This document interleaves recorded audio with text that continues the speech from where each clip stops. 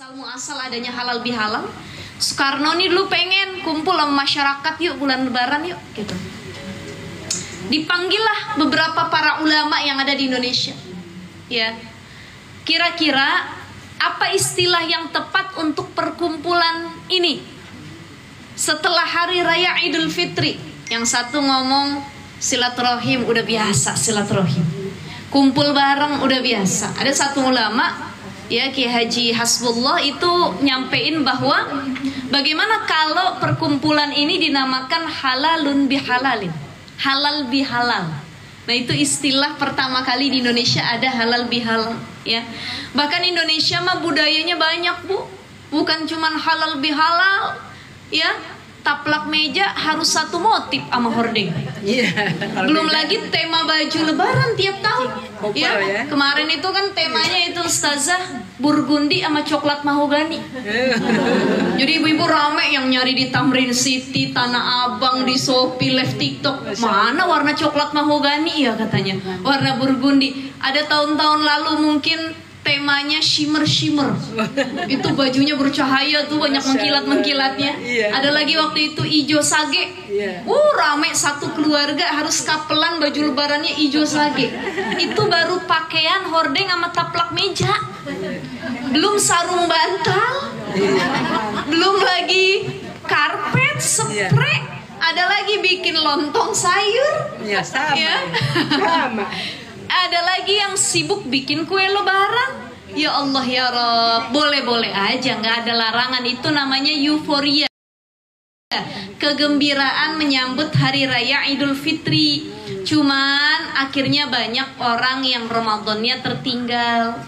Makanya sekarang di hari raya Idul Fitri ini, pertama yang pengen saya ajak ibu-ibu, yuk kita muhasabah diri dulu. Kalau bukan karena nikmat Allah, nggak mungkin umur kita ada sampai sekarang nih. Kita bisa ketemu lagi, silaturahim lagi, makan-makan lagi di rumah Bu Haji Rohaya. Ya, kenapa? Karena banyak orang yang sebelum Ramadan berakhir, Allah cabut nyawanya. Ibu pernah dengar berita? Ya Allah, berapa hari lagi hari raya Idul Fitri, tiba-tiba meninggal. Tiba-tiba banjir. Ada yang menjelang masuk Ramadan tiba-tiba wafat.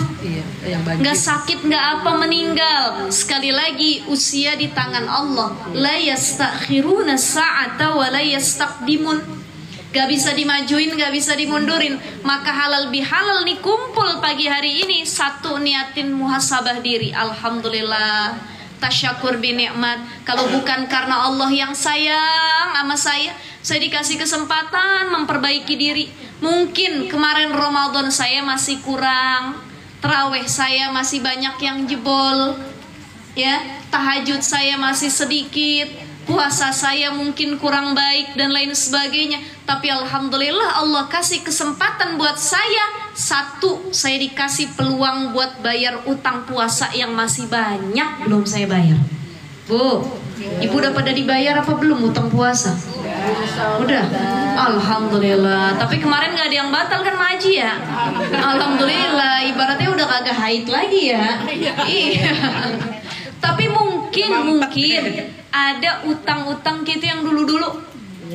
Tuh utang pernah dulu lagi hamil, apa ngelahirin, apalagi nipas, apalagi nyusuin. Maka itu nggak cukup kalau cuman dibayar dengan fidyah saja, nyenggol fikih dikit nih. Iya betul. Itu wajib dibayar dengan qadha juga. Tapi Ustazah, saya udah tua. Emang ibu-ibu yang ada udah tua? Berapa umurnya rata-rata? 17.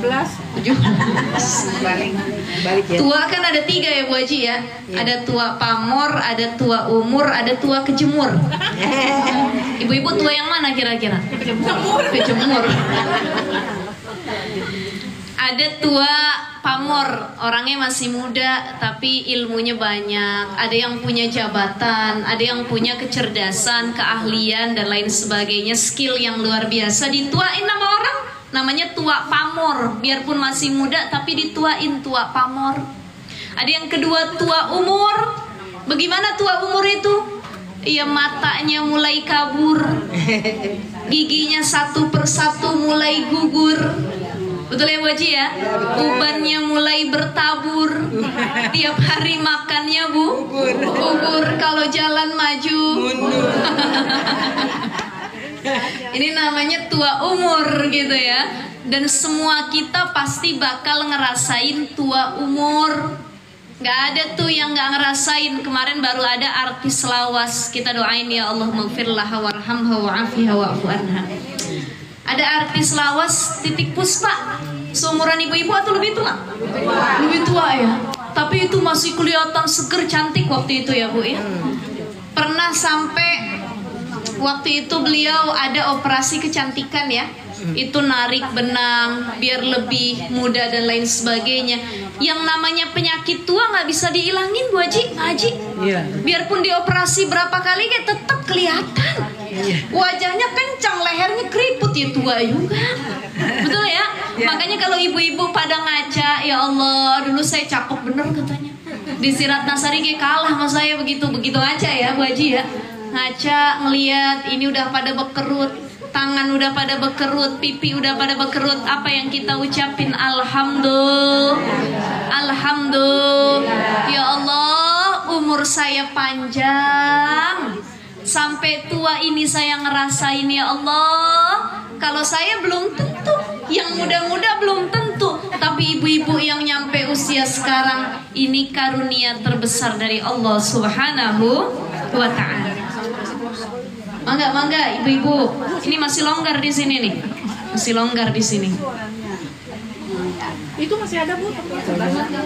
Tua umur, tua pamor, tua umur, tua kejemur. Kejemur kita. Jadi ada tua pamor, tua umur, ada tua kejemur. Masih muda belum tua, cuman main jemur-jemuran mulu gitu ya. Akhirnya hidung gitu, tua gitu, masya Allah. Ya, ibu-ibu sekalian yang dimuliakan Allah Subhanahu wa Ta'ala, satu, tasyakur bin ni'mah, alhamdulillah, alhamdulillah. Kata Imam Al-Ghazali, orang yang bersyukur, yang pandai bersyukur, lisannya nggak pernah berhenti ngomong alhamdulillah. Dikasih nikmat alhamdulillah, dikasih ujian alhamdulillah, lagi senang alhamdulillah, lagi susah alhamdulillah, bilang alhamdulillah. Ya Allah, kita nih ngeluhnya lebih banyak daripada syukurnya. Betul gak betul?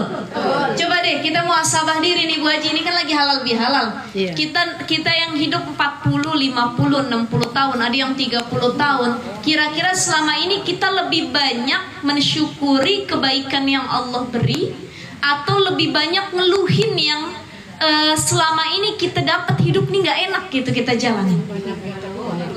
Banyaknya keluhan. Baru sakit kaki,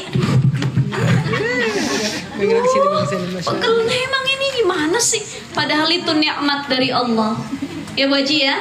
Betul ya Allah. Kemarin saya hari raya Idul Fitri dikasih nikmat sama Allah sakit sampai seminggu setelah lebaran. Jadi berapa hari sebelum lebaran sampai seminggu setelah lebaran sakit. Baru kemarin sakit lagi 2 hari ya Allah. Saya bilang mungkin kebanyakan dosa saya itu sakitnya jadi penggugur dosa. Amin. Itu kan husnuzon kita sama Allah ya Bu ya. Maka itu yang pertama, muhasabah, banyakin tasyakur, banyakin husnuzon sama Allah. Ini poin utama dari halal bihalal. Yang kedua, apa sih poin kedua yang utama dari adanya halal bihalal? Halal bihalal ini kan prosesi pertemuan, silaturahim. Kalau nggak begini nggak bakal kumpul. Kalau nggak begini nggak saling maaf-maafan. Makanya nanti di akhir kita musafahah. Apa tuh musafahah? Saling meminta maaf, salam-salaman. Ini musafahah ini berasal dari kata as-safhu, musafahah. Coba deh ibu-ibu pandang temennya yang sebelahnya, kira-kira masih ada dendam apa enggak? Saling pandang, coba saling pandang mukanya. Masih ada dendam, unek-unek apa kagak kira-kira? Insya Allah udah redha ibu-ibu? Udah ikhlas belum? Masih ada unek-unek apa enggak? Ini jangan dibilang di mulut, enggak, padahal dalam hati ya gue benci bener tuh katanya. Sampai kapanpun gue kagak lupain dah katanya gitu ya. Nah ini pentingnya musafahah. Ada as-safhu, ada al-afu. Ya, ada as-sofhu, ada al-afu. Saya sampaikan di kajian halal bihalal manapun ini saya sampaikan. Apa bedanya as-sofhu dengan al-afu? Kita doa sama Allah tuh doa kemarin selama bulan Ramadan yang tadi kita baca. Termasuk di 10 hari terakhir ketika lagi nungguin Lailatul Qadar. Ya, Aisyah itu radhiyallahu taala anha nanya sama Nabi, "Wahai Nabi, apa amalan yang bisa kita lakukan di 10 terakhir Ramadan?" Kata Nabi, ya banyak ibadah, mengencangkan sarung, maksudnya banyak ibadah, membangunkan keluarga untuk bangun malam, jangan lupa melakukan amaliyah-amaliyah yang Allah sukai, dan salah satunya adalah banyak berdoa. Apa doanya kata Aisyah? Maka Nabi mengatakan, Allahumma innaka afun karim, tuhibbul afwa fa'fu anna ya karim. Ada lagi? Allahumma innaka afun karim, tuhibbul afwa fa'fu anna ya karim. Itu ada kata al-afu yang artinya Allah itu maha pengampun. Apa makna al-afu, Bu? Pengampun, mengampuni, memaafkan. Ibu-ibu deh saya tanya, lebih sulit maafin atau minta maaf? Maafin. Maafin apa minta maaf? Maafin. Maafin ya. Ya minta maaf kadang-kadang kayak gengsi juga. Masa saya duluan yang minta maaf katanya. Orang dia yang mutusin silaturahim, masa saya duluan yang negor? Ini yang kata Nabi Shallallahu Alaihi Wasallam. Salasun man kunna fihi hasabahullah hisabay yasir. Ada tiga orang kata Nabi. Yang salah satunya ini silman koto'aka. Orang yang menyambung tali silaturahim sama orang yang mutusin tali tersebut. Mereka yang melakukan demikian, kata Nabi, hasabahullah hisabay yasira. Nanti kelak di yaumil hisab, di akhirat, dihisabnya itu, ditimbangnya tuh amalnya gampang, mudah, kata Nabi. Itu kan ada penimbangan amal ya, dihisab ya, kira-kira lebih banyak amal baik apa buruk. Ini salah satu orang yang dapat hisapan mudah di akhirat adalah mereka yang punya kemauan untuk menyambung tali silaturahim sama orang yang kagak mau silaturahim sama kita. Bu Haji, Maji, halo. Kalau kita nyambangin silaturahim ke rumah orang yang baik juga sama kita, udah biasa apa enggak? Biasa. Kalau kita ngasih sama orang yang sering ngasih sama kita, udah biasa enggak? Biasa. Tapi kalau kita ngasih sama orang yang pelit sama kita, Luar biasa ya. ini kadang-kadang ada orang tetanggaan nih, kalau ngirim makanan, ngasih makanan, kata suaminya, mah ini kirim buat siapa? Itu yang sebelah kanan, yang mana? Yang tembok kuning. Yang tembok hijau kagak, jangan, dia mah pelit, kagak pernah ngasih kita. Kalau yang kuning mah suka ngebalikin kita ngasih, katanya gitu ya. Kita cuman ngasih sama orang yang sering ngasih, itu udah biasa. Tapi kalau orang yang kagak pernah ngasih sama kita, pelit sama kita, negor kagak, di jalan ketemu dia, kita balikin, kata gitu. Dibuang. Ada orang yang begitu ya. La ilaha illallah. Negor kagak, temenan kagak, WA-an kagak mau. Ada satu grup dia keluar, saking bencinya nih, dia putus tali silaturahim. Tapi kita yang sambung tali itu. Maka ini kata Nabi, orang yang paling mulia, orang salah satunya yang dapat hisaban mudah sama Allah. Emang berat, Bu? Berat ngelawan gengsinya. Gengsinya. Betul ya, Bu Haji ya? Betul. Dia mah ngelengos sama saya ngelengosin aja. Begitu ketemu di pasar, buang buka. Biarin aja katanya. Dia mah kagak pernah negor katanya. Nah, ini kemuliaan orang-orang yang mau memulai tali silaturahim. Jadi seperti itu. Maka al-afu, maafin. Oke, minta maaf kadang gengsi tapi mudah. Maafin ya, minta maaf ya. Tapi yang paling sulit memberi maaf. Karena kadang-kadang udah maafin orang masih ngeganjel di sini. Unek-unek masih ada. Abis maaf-maafan dia masih apa namanya tuh? Ngeganjel masih ngomong, dia bilang, "Iya, gue maafin," katanya. Tapi bener-bener gue kagak lupain dah, katanya. Kelakuannya, model mukanya nggak dilupain dah, gitu ya. Masya Allah. Ini Bu Haji, mohon maaf, Hari Raya Idul Fitri banyak yang begitu. ketemu dia muter antar keluarga, antar saudara, ya, antar tetangga, salam-salaman, cuman formalitas. Minal aidin wal faizin ya. Ampaunya mana ampaunya? Ampau. Ya nastar. Apa lagi? Makan dan lain sebagainya. Tapi dalam hatinya, ini orang kapan cepat pulang sih? Gedek bener gua ngelihatnya katanya. Ya.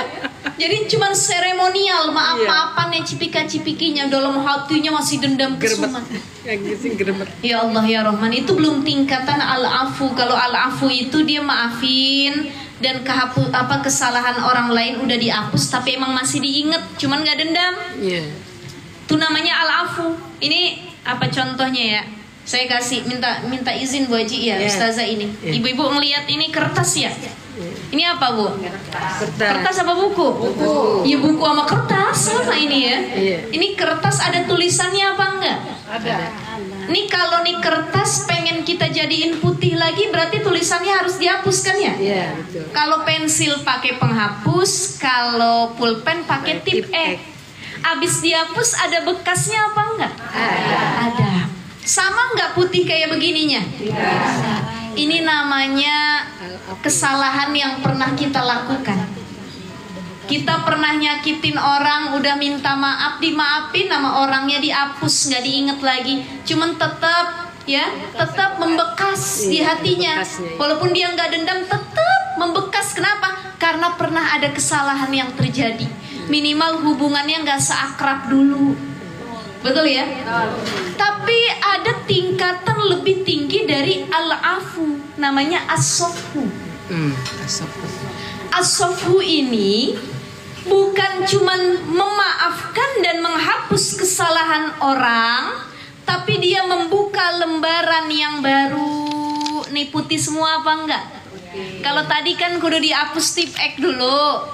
Kalau yang as-safhu dia buka lagi yang baru, udah Bu Haji, saya udah maafin, ya, nggak ada membekas di saya. Ini tingkatan paling mulia dan jarang orang yang bisa mengamalkan itu. Saya udah nggak ada unek-unek, saya nggak pernah lagi ngungkit kesalahan, namanya manusia, wajar pernah bikin salah. Maka saya buka lembaran baru, kita putih lagi, kembali suci lagi, nggak ada kesalahan. Dan sulit nih punya hati begini nih, yang buka lembaran baru. Ya, kebanyakan tadi masih kesisa. Masih aja coretannya ada dikit-dikit begitu ya. Itu namanya as-safhu dengan al-afu. Makanya kita nih kira-kira tingkatan yang mana? As-safhu apa al-afu? Mudah-mudahan as-safhu. Kira-kira kebiasaannya gitu yang udah-udah al-afu. Apalagi istri ke suami ya Bu ya. Betul apa enggak? Perempuan itu makhluk yang paling mudah memaafkan tapi sulit melupakan. Laki-laki sulit memaafkan tapi cepat lupa. Makanya kalau nanya tanggal sama bulan jangan sama suami, dia lupa. Bang, anak kita yang pertama lahir tanggal berapa? Ya, katanya. Saya ulang tahun sendiri aja lupa, kata suami begitu ya. Beda sama perempuan yang memang pengingat ulung, pengingat handal. Betul ya ibu-ibu? Betul. Ini ibu-ibu nih dulu, misal kita berantem sama suami, udah berantem 5 tahun yang lalu, cuman masih kita ingat tuh. Ya saya mah udah maafin, cuman yo kalau diinget-inget katanya sakit juga. Nah itu perempuan. Ya, tapi kalau laki-laki tipenya lupa. Cuman kalau kita bikin salah, maafinnya agak lama. Begitu. Ya insya Allah mudah-mudahan kita jadi orang yang mudah memaafkan, mudah melupakan. Jangan jadi orang yang sulit memaafkan, sulit melupakan. Udah mana kagak mau maafin, kagak mau ngelupain. Insya Allah tadi mudah memaafkan, mudah melupakan. Insya Allah. Jadi 3 orang nih kata Nabi SAW yang dapat hisab yasir. 1, silman koto'aka, orang yang menyambung tali silaturahim kepada orang yang mutusin. Kata dia bilang, kita bukan saudara lagi, kita nggak ada hubungan lagi, kita bukan tetangga lagi. Biar dia mutusin, tapi tetap kita kirim makanan, tetap kita salam, tetap kita tegur, ketemu kita senyumin. Itu namanya menyambung tali silaturahim kepada orang yang mutusin. Ya, biar kagak dapat feedback Bu Haji, kita salam kagak dijawab, kita pahala, dia yang dosa. Kita mau baik, dia kagak mau baik, kita pahala, dia yang dosa. Karena nggak ada kebaikan yang tidak dihitung sebagai amal baik oleh Allah, termasuk memulai tali silaturahim kepada orang yang mutusin. Nih, silman kotoaka. Yang kedua, siapa orang yang hisab yasira, dihisab dengan mudah oleh Allah Subhanahu wa taala, mereka tadi adalah orang yang wa'fu amman dzalamak, memaafkan orang yang pernah zolimin kita. Ya Allah ustazah, saya pernah di KDRT, saya pernah dijahatin orang, saya pernah ditipu, saya pernah dikhianatin, saya pernah diambil yang saya punya. Sakit ustazah, dendam, sampai sekarang saya masih ingat. Tapi kita mulai berusaha pulih, kita maafin, kita minta ridho Allah. Ya Allah, kenapa memaafkan itu penting Bu Haji? Kenapa Bu Haji? Kenapa maafin orang itu penting? Karena kalau kita nggak mau maafin orang, yang rugi bukan orang lainnya sebenarnya, tapi diri kita sendiri. Gara-gara dendam nggak mau maafin, akhirnya sakit. Ada yang kena penyakit mental, ada yang kena penyakit jantung, ada yang kena diabetes, ada yang kena penyakit-penyakit yang mungkin berbahaya, kanker dan lain sebagainya, mungkin karena dipendam amarah dan dendamnya kepada orang lain. Itu, jadi memaafkan itu sisi positifnya bukan cuman ngeringanin hidup kita, tapi juga ngeringanin kesehatan yang ada dalam tubuh kita. Kita punya pikiran plong, diri plong, udah saya mah. Makanya jadi orang yang easy going. Tahu nggak Bu Haji? Kan bahasa Ciputat tuh, ya. Jadi orang yang udah nggak usah dipikirin, boleh punya pikiran tapi jangan terlalu dipikirin. Ada orang yang pikirin, berhari-hari dipikirin, sampai stres, sampai sakit. Dipikirin boleh, tapi terlalu kepikiran kagak boleh. Terlalu dendam nggak boleh. Ya dan lain sebagainya, bahkan dendam saja tidak boleh. Itu memaafkan orang yang zolimin kita memang mungkin sulit, berat, tapi insya Allah mudah-mudahan kita bisa mencoba ya Bu Haji ya. Amin. Untuk pulih sedikit demi sedikit.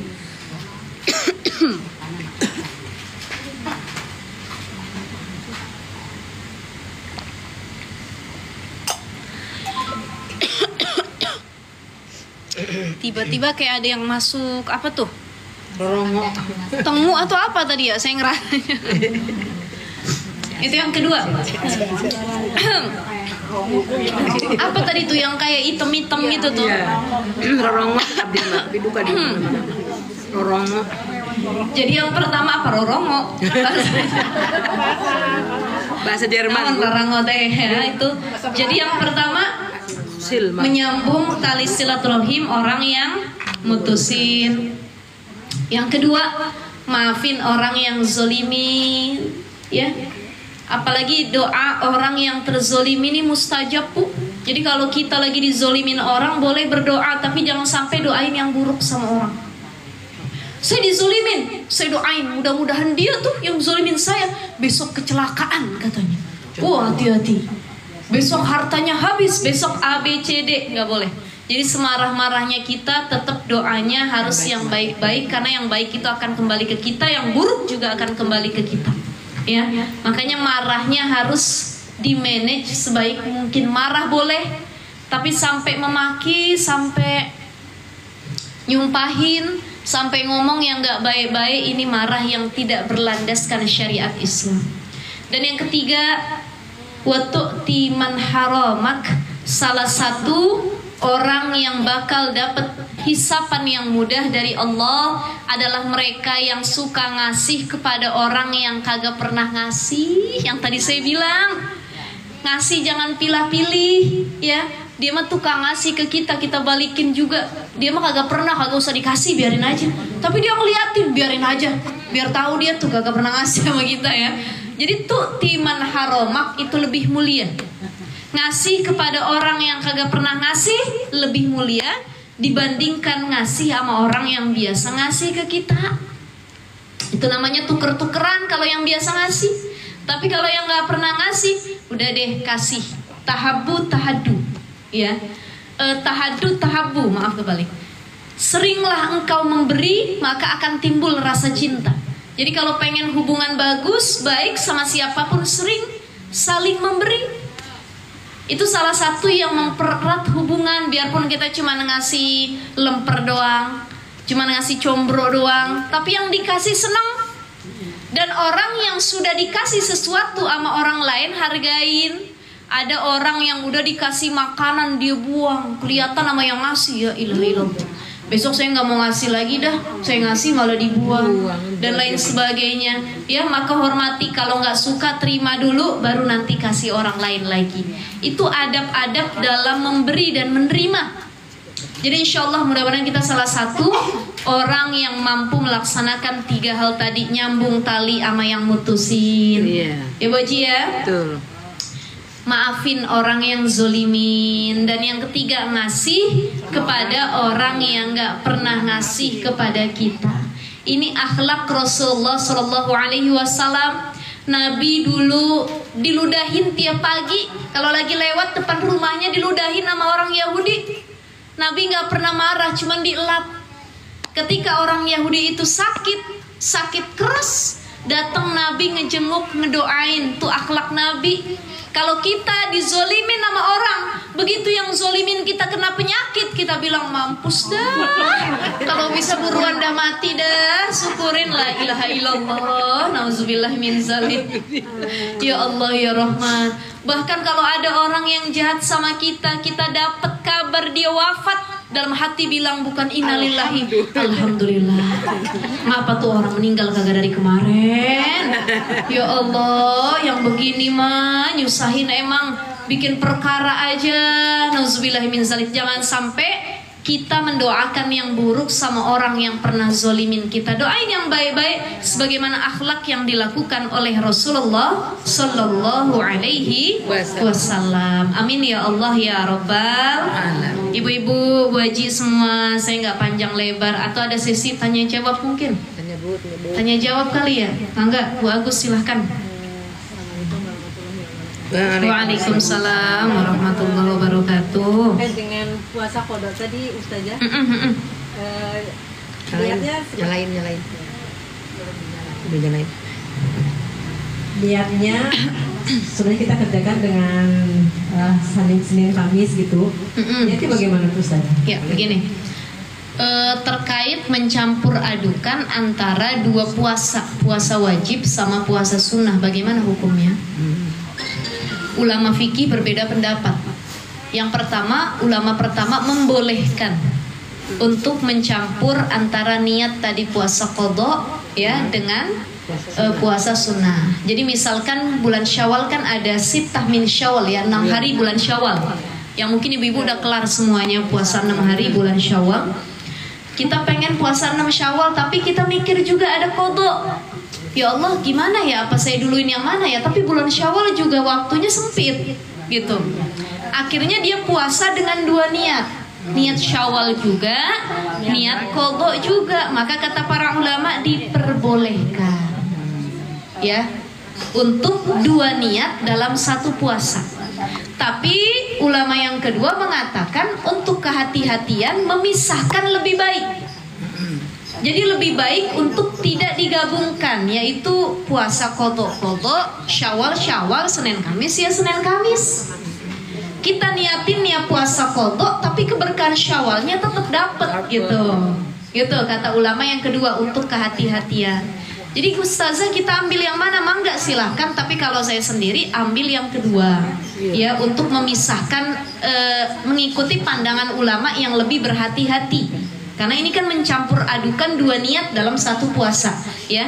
Kita tetap puasa qada di setiap hari Senin Kamis, niatnya untuk qada, tapi keberkahan Senin Kamisnya kita dapat, gitu. Jadi kalau pengen puasa qada lebih mudah, boleh dibayarnya setiap Senin Kamis. Ibu-ibu punya utang dulu gara-gara ngelahirin atau nyusuin ada 30 hari, kalau kebayang di otak kita 30 hari, ya Allah. Gimana itu bayarnya 30 hari ya? Tapi kalau kita bayar setiap Senin Kamis, itu akan terasa lebih ringan, gak kepikiran. Senin Kamis. Atau kalau mungkin Senin Kamis kita belum bisa diistiqomahkan, kita bayar di Ayyamul Bid 14, 15, 13, 14, 15 setiap bulannya. Tuh, Ayyamul Bidnya keberkahannya dapat, tanggal-tanggalnya, qadhonya kita dapat begitu. Ya, Waji ya. Terus niatnya gimana? Niatnya dengan bahasa Indonesia juga boleh saja. Dalam hati, saya niat puasa qadha karena Allah Ta'ala. Yang penting qadha itu yang harus saya ingatkan ibu-ibu. Qadha itu masuk kategori puasa wajib. Dan tidak sah niat puasa wajib kalau dilakukan di pagi hari atau setelah waktu imsak dan subuh. Maka puasa qadha hukumnya sama dengan puasa Ramadan, niatnya harus dilakukan di malam hari atau waktu sahur.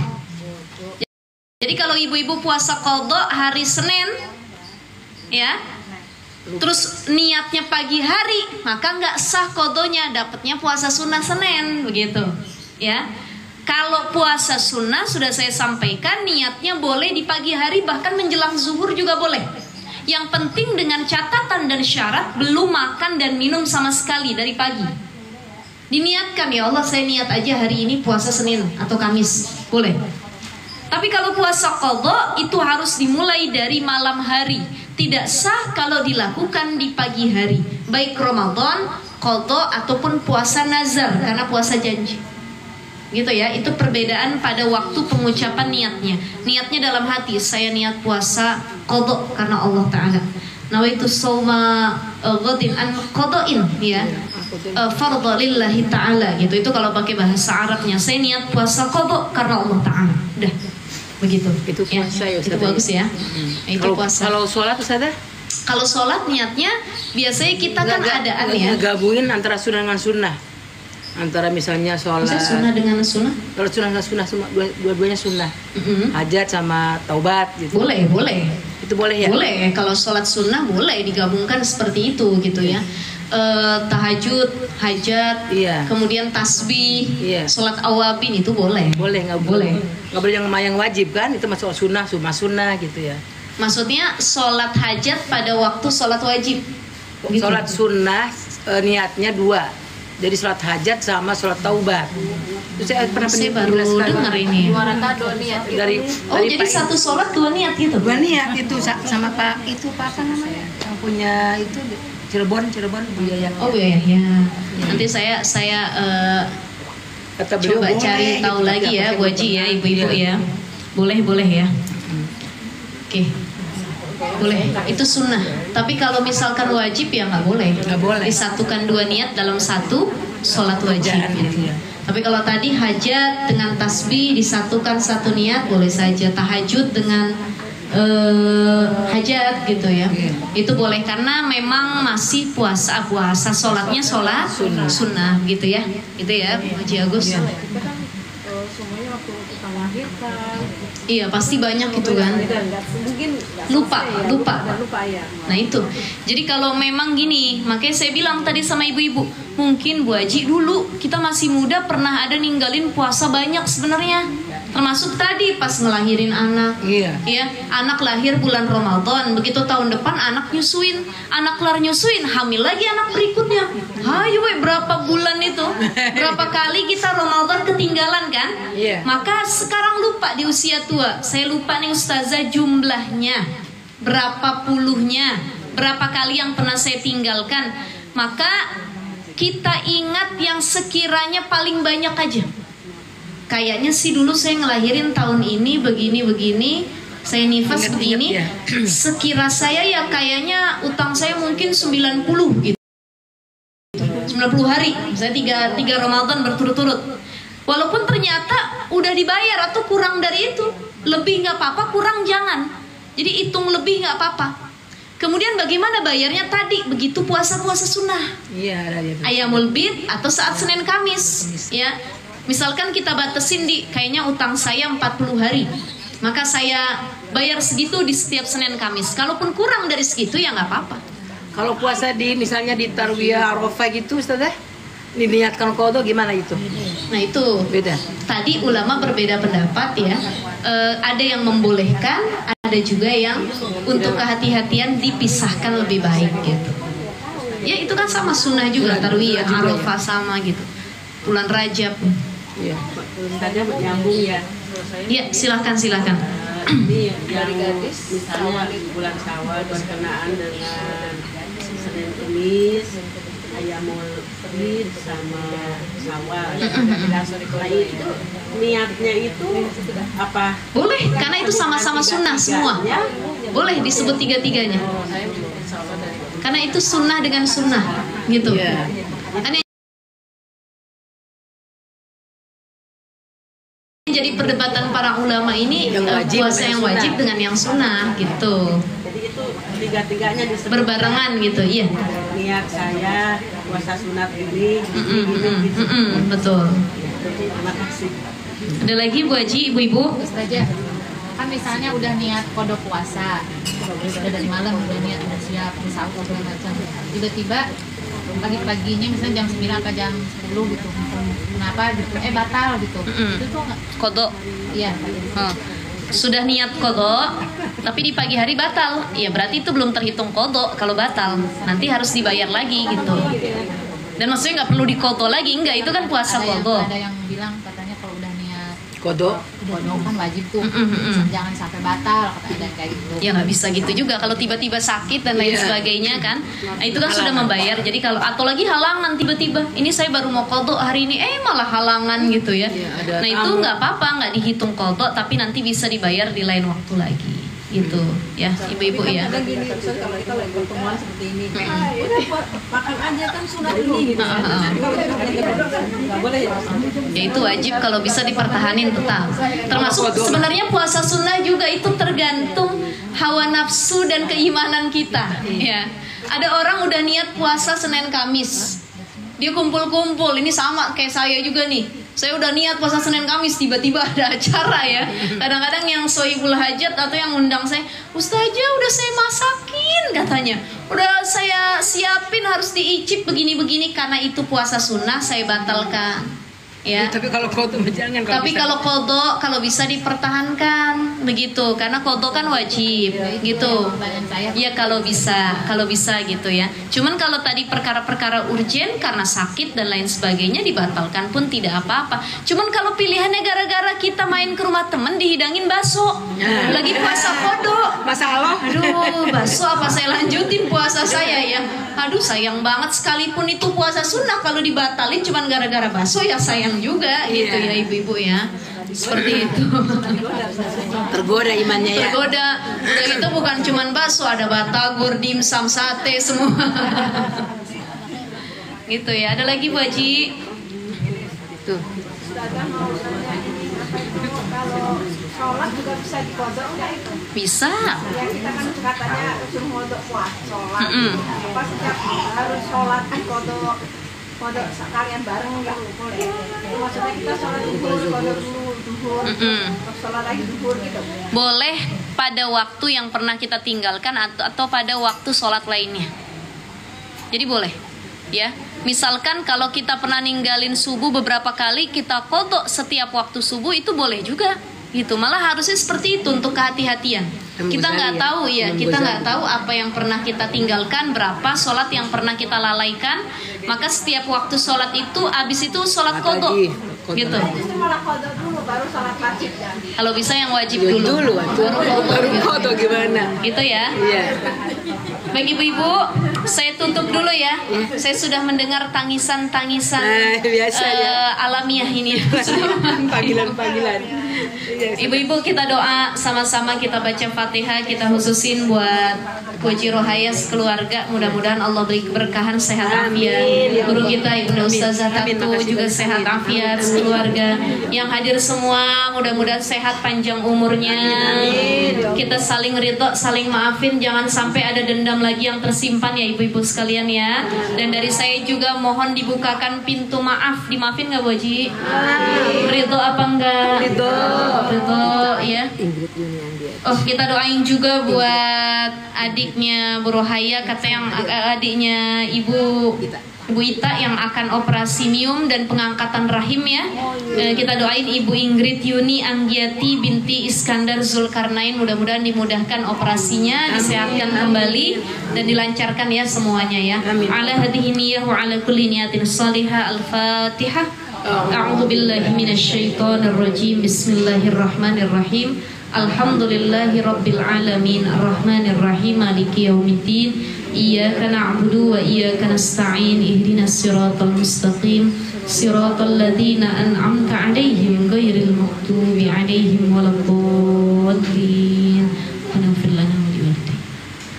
Alhamdulillahi rabbil alamin. Terima kasih banyak ibu-ibu sekalian, kurang lebihnya mohon maaf, saya kembaliin ke Ustazah Tatu biar ditutup doa ya. Billahi taufiq wal hidayah. Assalamualaikum warahmatullahi wabarakatuh. Waalaikumsalam warahmatullahi wabarakatuh.